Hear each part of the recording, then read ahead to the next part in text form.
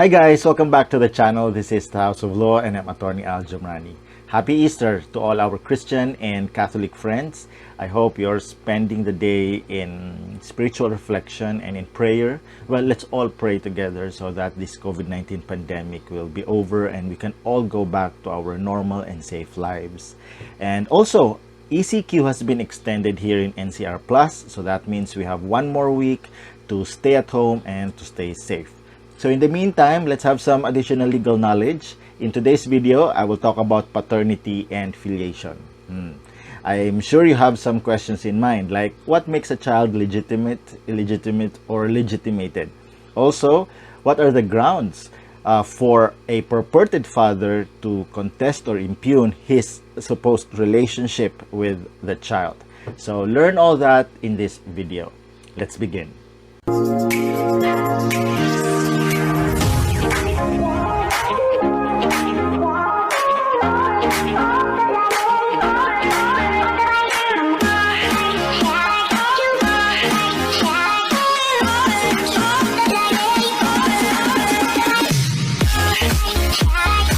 So this is paternity and filiation, and this is a logical continuation of our lectures under the family code.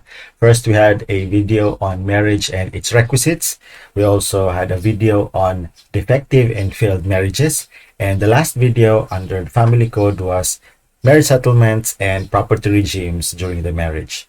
And since Article 1 of the Family Code provides that marriage is a special contract and social institution for the establishment of conjugal and family life, it is but fitting that we talk about children.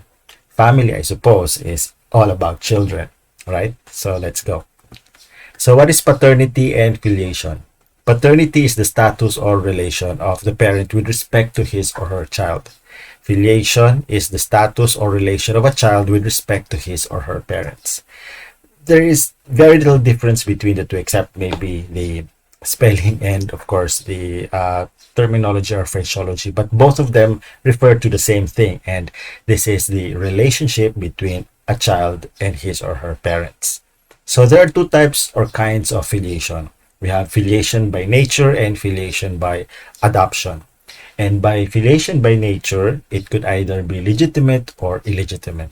And of course, filiation by adoption is established by law according to the procedure prescribed by the law. We will have a separate video on adoption, so just hang in there. So what is the proof, or what are the different evidence of filiation? Filiation can be established by a birth certificate, by a marriage certificate, at least insofar as the fact of marriage between the parents, and acknowledgement. Acknowledgement is usually made by the father, and this finds greatest relevance with respect to illegitimate children. Now, more about acknowledgement when we talk about Republic Act 9255 and the use of surnames. Note, result of DNA is an acceptable evidence to prove the paternity of a child. DNA results can be used singly or in addition to the other proof of filiation, such as birth certificate, marriage certificate, and acknowledgement. So who are legitimate children? Legitimate children are children conceived or born during the marriage of the parents. Thus, a child conceived before marriage or as a result of premarital sex, but born after his parents got married, is legitimate. Also, a child conceived during the marriage but born after the marriage has already been terminated, either due to death or annulment, is also legitimate. Now, children conceived as a result of artificial insemination are also considered legitimate, provided the following requisites are present. First, the conditions for legitimate children should apply. In other words, the artificial insemination must be either before or during the marriage. If it is before, then the parents must have, or the child must have been born during the marriage. Okay, next, both husband and wife authorize the insemination in a written instrument. Also, the written instrument is recorded together with the birth certificate of the child in the local civil registry. Now, let's talk about this presumption of legitimacy. And this presumption is prescribed by law, and in fact, it is even very conclusive, save for certain exceptions.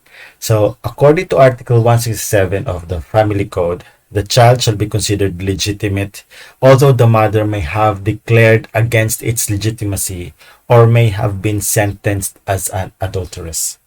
Furthermore, Concepcion versus Court of Appeals decided August 31, 2005. The Supreme Court said that the law requires that every presumption be made in favor of legitimacy. The presumption of legitimacy does not only flow out of a declaration in the statute, but is based on the broad principles of natural justice and the supposed virtue of the mother. It is grounded on the policy to protect the innocent offspring from the odium of illegitimacy.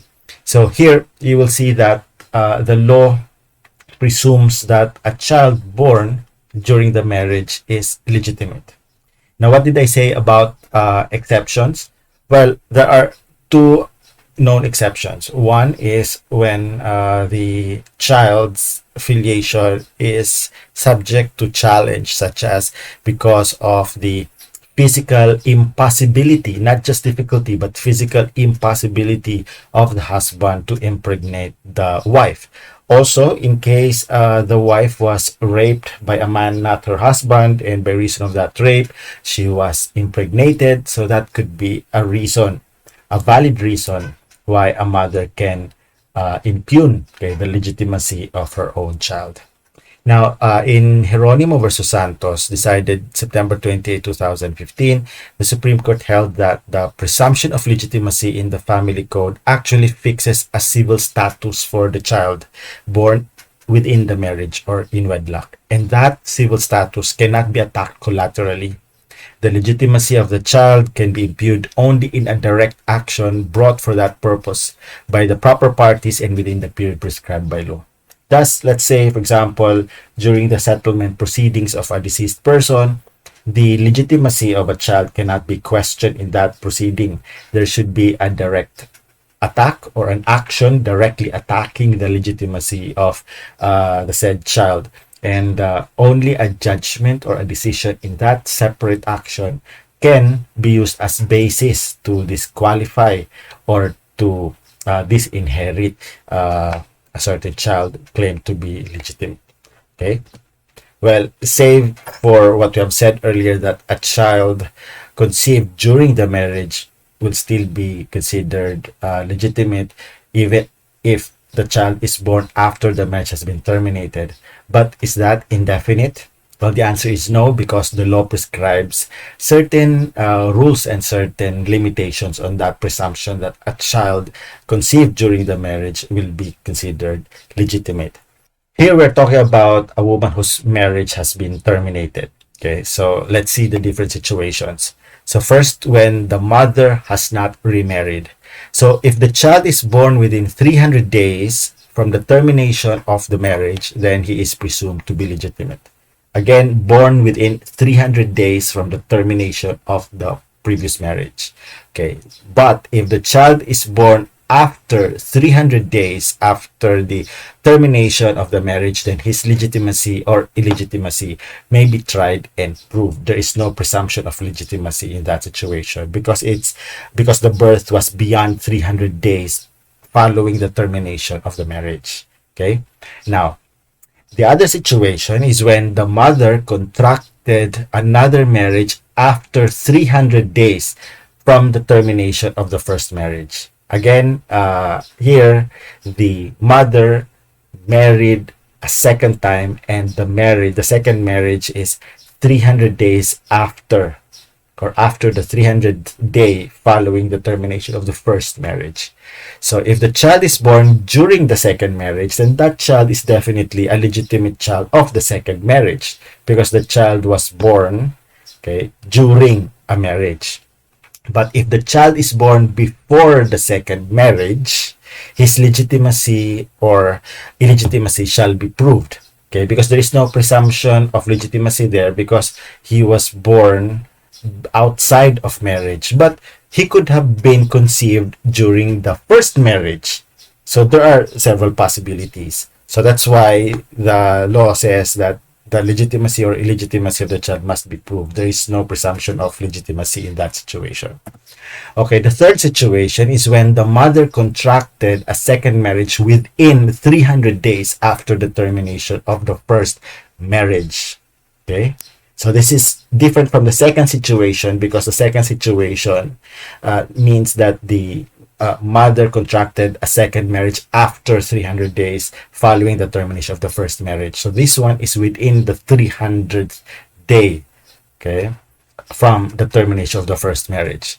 So if the child is conceived of the first the child is conceived of the first marriage if he is born within 180 days from the celebration of the second marriage and within 300 days from the termination of the first marriage. Okay. Now the second rule is that the child is considered conceived of the second marriage if he is born after 180 days from the celebration of the second marriage, even if born within 300 days, okay, following the termination of the first marriage. I know it's confusing, but we'll try to explain that using some illustrations. Okay, so on your screen, you will see here 3 important dates. You have December 1, 2019, January 1, 2020, July 1, 2020, and October 1, 2020. December 1, 2019 is the death of the first husband. January 1, 2020, or 1 month later, however, the widow married a second time. Now, July 1, 2020 is the 180th day since the celebration of the second marriage, while October 1, 2020 is the 300th day since the death of the first husband or the termination of the previous marriage. Now, during these times, 3 children were born. Okay, so Jose was born between January 1, 2020 and July 1, 2020. Protasio was born between July 1, 2020 and October 1, 2020, while Rizal was born after October 1, 2020. So, whose child are Jose, Protasio, and Rizal? Okay, let's see. So, Jose is presumed to be the child of the first husband because he was born within 180 days from the celebration of the second marriage and within 300 days following the termination of the first marriage. Protasio, on the other hand, is presumed to be the child of the second husband because he was born after the 180 days following the celebration of the second marriage, even if he was born within the 300 days following the termination of the first marriage. Okay, now how about Rizal? Well, there is no question about Rizal because he was born way outside of the 180 days and 380 days period. Okay, so he is presumed to be the child of the second husband. Okay, all right, so clearly we have 300 days, 180 days. 180 days, that's 180 divided by 30, so that's 6 months. Okay, on the other hand, 300 days divided by 30 days in a month, so that's 10 months. So, which is better as a rule? Well, the better rule is, of course, the 10th month period. And beyond that 10th month period, we don't have any more questions about the legitimacy of the child. So, the 10th month rule. Doesn't this remind you of something? Well, it should. Because remember the 3-month rule in One More Chance? Well, 3-month rule versus the 10-month rule. What are these rules about? Well, just to make this video light, 3-month rule is for the heart to move on, but the 10-month rule is for the womb to move on. So I hope you girls out there will remember these 2 rules. Okay? Alright, so let's continue. The following are also considered legitimate. So first, children conceived or born before the finality of judgment of annulment.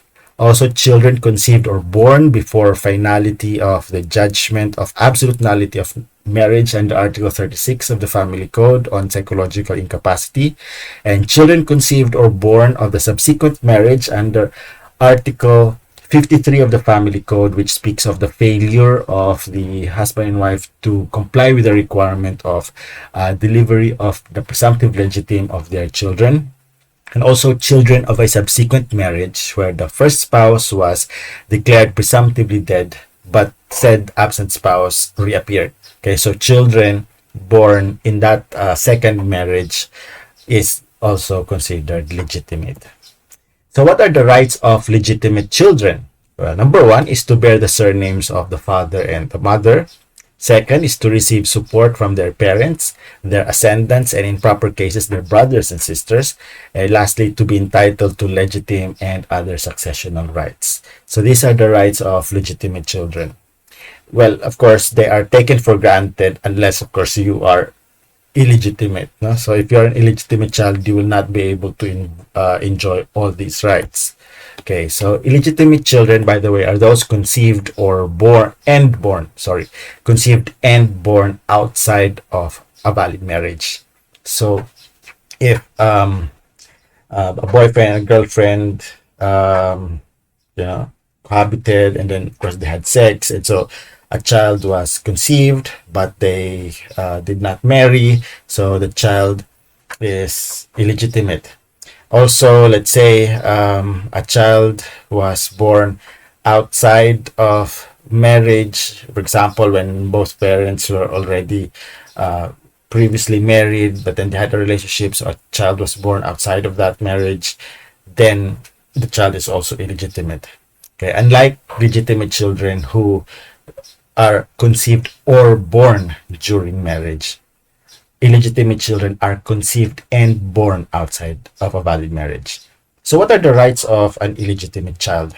So first is to use the surname of the mother under Article 176 of the Family Code. However, they can use the surname of the father if their filiation is recognized by the father through the record of birth, or when admission is made in a public document or private handwritten document made by the father. Also, an illegitimate child shall be under the parental authority of the mother, but an illegitimate child is entitled to receive support in conformity with the Family Code. Thus, an illegitimate child is also entitled to be supported by his illegitimate father. Now, lastly, to be entitled to a legitimate consisting of one half of the legitimate of a legitimate child. Okay, now Republic Act 9255. So Republic Act 9255 amended Article 176 of the Family Code as follows. So Article 176 now provides that illegitimate children shall use the surname and shall be under the parental authority of their mother and shall be entitled to support in conformity with the code. However, illegitimate children may use the surname of the father if their filiation has been expressly recognized by the father through the record of birth appearing in the civil registrar, or when admission in a public document or private handwritten instrument is made by the father, provided that the father has the right to institute an action before the regular courts to prove non-filiation during his lifetime. The legitimate of each legitimate child shall consist of one half of the legitimate of a legitimate child. Okay, now let's look at the case of Grande versus Antonio. So the father of two illegitimate children filed a petition for judicial approval of recognition of the filiation of the two children, with the prayer for the correction or change of the surname of the minors from Grande, the family name of the mother, to Antonio, the petitioner's family name. He sought a judicial conferment of parental authority, parental custody, and an official declaration of his children's surname as Antonio. So clearly in violation or contrary to Article 176 of the Family Code. So can the court order the change of the surname of the illegitimate children to that of the father? Well, the Supreme Court held that Article 176 of the Family Code gives illegitimate children the right to decide if they want to use the surname of their father or not. It is not the father or the mother who is granted by law the right to dictate the surname of their illegitimate children. So in this case, the Supreme Court nullified Rules 7 and 8 of the Implementing Rules and Regulations of Republic Act 9255 insofar as they made the change of name of the illegitimate child mandatory. Thus, in 2016, the PSA, the Philippine Statistics Authority Civil Registrar General, issued the revised IRR of Republic Act 9255, now the Administrative Order number 1 series of 2016. Now, I already have a video on the use of surnames. So for more information and more discussion on that topic, you can watch the video here. I think you can find the card here, or you can check the link in the comment box below. Okay. All right. Now let's talk about legitimated children. So legitimation takes place by subsequent marriage. So what are the requisites of legitimation? So first, the child is illegitimate. Okay, in other words, conceived and born outside of marriage. Now, the parents at the time of the child's conception are not disqualified before or disqualified from marrying each other. In other words, they were not suffering from any legal impediment. Also, there is a valid marriage subsequent to the child's birth. Okay, so speaking of impediments, what impediments, even though present, okay, will still allow legitimation? Okay, well, that question is answered by the amendment to Article 177 of the Family Code. So, Article 177 of the Family Code was amended by Republic Act 9858. So, the law now, Article 177, reads that children conceived and born outside of wedlock of parents who at the time of conception of the former were not disqualified by any impediment to marry each other, or were so disqualified only because either or both of them were below 18 years of age, may be legitimated. Thus, if the parents of the child were underage, hence not qualified to marry because of minority, when the child was born, said child may be legitimated subsequently when his parents attain the proper age to marry, and in fact, they marry. Okay, so the legal impediment of lack of capacity due to minority will not be a hindrance to legitimation, but other impediments like existence of a previous valid marriage, or let's say the union would be against public policy, such as when it is between first or second degree cousins, or when it is incestuous, okay, like when it is between siblings. So children born out of these unions cannot be legitimated because of the legal impediment. All right, now let's talk about claiming or impugning filiation. So remember, filiation is the relation of a child with respect to his father, his or her father or mother. No? So when you say claiming filiation, so we're talking about a child wanting to establish his relationship with his father or mother. But when you say impugning filiation, so you have a father or a mother who wants to challenge or contest his relationship with a child. So who may claim filiation? So because it is for the interest of the child, so naturally a child is a proper party. In lieu of the child, the heirs of the child can also file an action for filiation. But when may a child or his heirs file an action for filiation? So a child can file the action during his lifetime. Okay? But if he dies, then he loses the right of action. The heirs, on the other hand, can file the action in case of the child's death if the child died during minority or insanity, in which case the action should be filed within 5 years from the death of the child. Now, with respect to impugning filiation, the husband alone can file the action to impugn filiation. Remember, the mother is not allowed to impugn the filiation of her own child because of the fact that the law is against a mother questioning the filiation of her own child. That would be against the law, against public policy, and against morals. So it is the husband who can file an action to impugn filiation. Now, the heirs can also file an action to impugn the filiation of a certain child in the following cases. So first, if the husband should die before the expiration of the period fixed for him to bring his action, or if the husband should die after the filing of the complaint without having desisted therefrom, meaning to say the father did not withdraw the complaint, or if the child has or was born after the death of the husband. So in these three instances, the heirs may step in and file the action as substitute for the husband, okay, who has already died. Okay. Now, what are the prescriptive periods for an action to impugn filiation? Well, it depends on, number one, the location, the place where the parties, the plaintiff as well as the child, are residing. So it is 1 year, okay, from the knowledge of the birth of the child or the recording of the birth, if the father or and the child are in the same city or municipality. Okay. Now, 2 years if the child and the father or his heirs are in two different cities or municipalities, but within the same country, in other words, within the Philippines. And the period will be 3 years if the husband or her heir or his heirs reside abroad, okay, and the child is here in the Philippines. Okay. Now, note that this prescriptive period is very strictly enforced.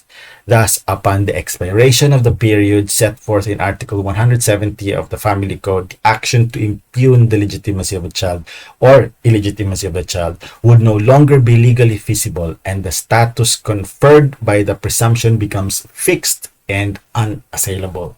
Okay, so that's the case of Aguilar versus Siasat, decided on January 28, 2015. Okay, so what are the grounds to impugn filiation?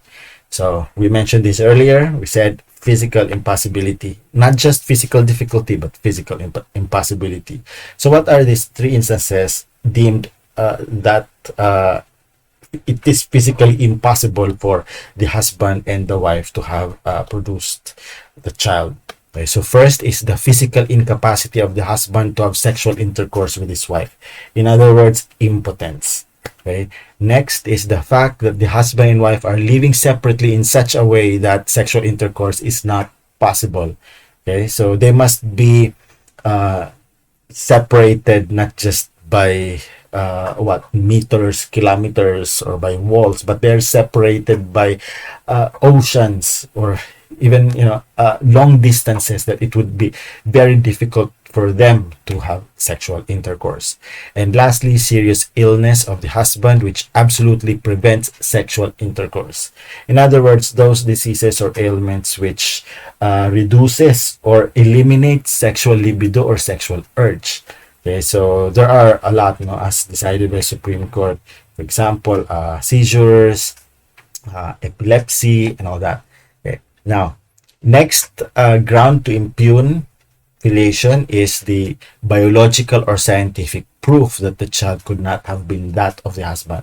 So this is where DNA testing will come in handy. Okay, when, of course, based on science, the genes of the child do not match that of the husband. So that's a scientific or biological proof that this child could not be that of the husband. He could be someone else's child. Okay, last is the artificial insemination was without the consent of either parent, or the consent of either parent was vitiated. Thus, the child could not be considered legitimate under the rules on artificial insemination under the Family Code. So that's it, guys, for this video on paternity and filiation. If you have some questions, please comment them down below. If you enjoyed this video, please drop a like, and also please subscribe if you haven't subscribed yet. And please click that notification bell so that you will be notified in case I upload a new video. So, I'll see you soon. Laging tatandaan, isip ay buksan, alamin ang batas.